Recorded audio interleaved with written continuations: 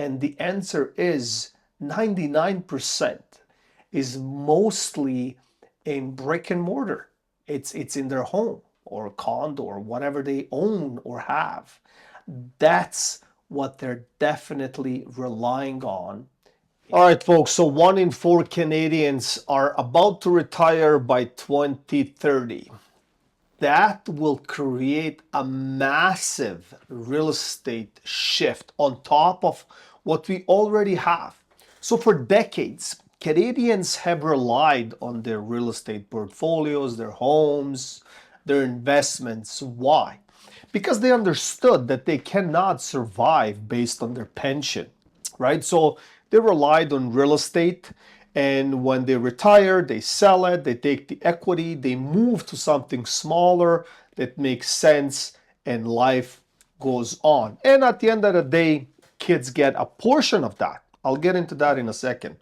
So at this point, just think about it for a second. 1 in 4 retires. So what are the options? How will the market move? And what we already see in the market.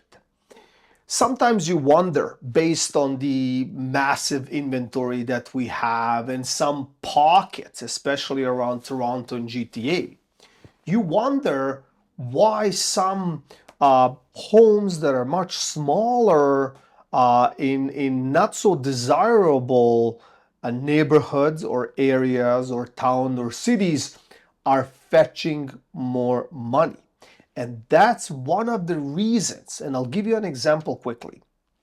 As an example, you can buy a home in, let's say, Etobicoke for $1.1, $1.2 million, great, right? But then you move towards Stony Creek and Hamilton area, which have exploded recently in some segments, obviously.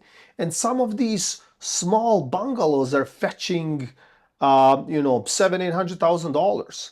That's not, I would say, the measurement is not equal. The gap should be much, much bigger or wider. These small bungalows should be somewhere around $550,000 in comparison to location of Etobicoke, to the size of the home and everything else. So what is happening is that retirees cannot handle what they already have because of their taxes, because of maintaining that particular property. And if they have a mortgage on top of that, forget it. They will not be able to sustain themselves. So they have to find another outlet. So another outlet is obviously something outside the Toronto GTA core. So they start digging into these small towns and these small communities where they could maybe buy a bungalow.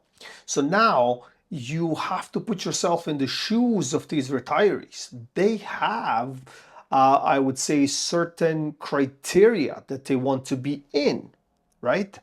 And now the demand or the decision making is pushed by what they want, right? Like what they want, what they need, like they want a detached house, they want a bungalow, they want a little yard, they want this, they want that, and the other, right? So everything is pushed because maybe the time has not come yet where they have to be forced in order to make the decision.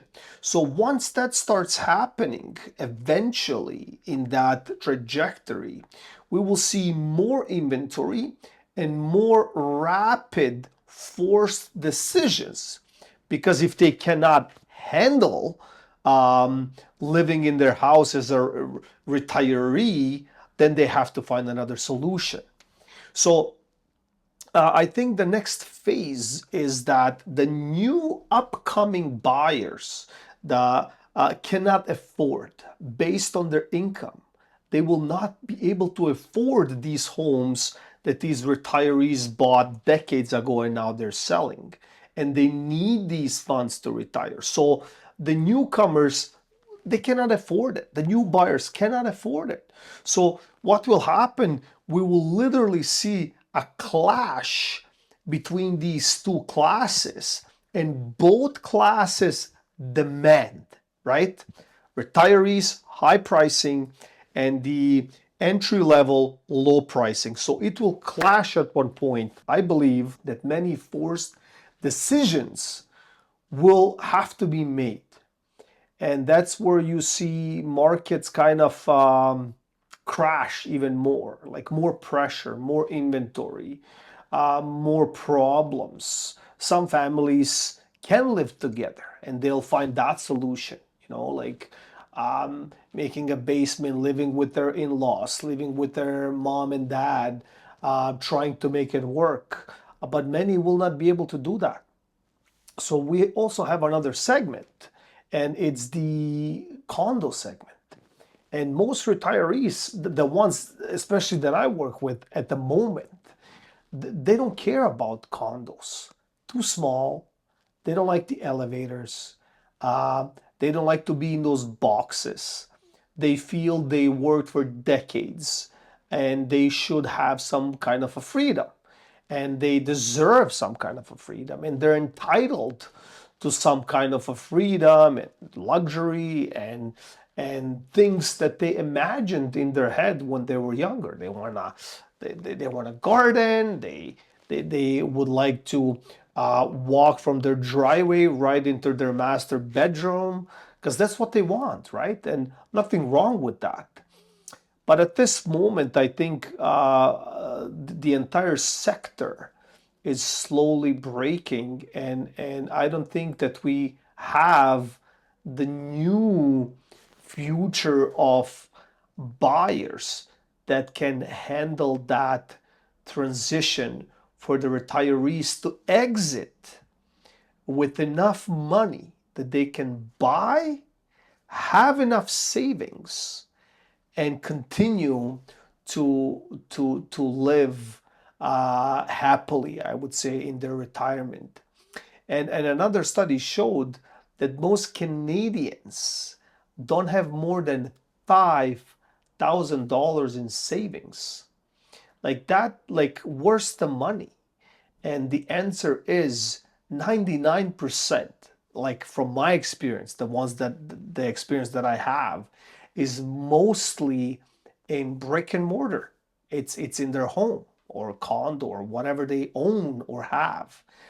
That's what they're definitely relying on in retiring when it comes to uh, their situation in Canada. So please comment below. I really, really want to hear what you have to say.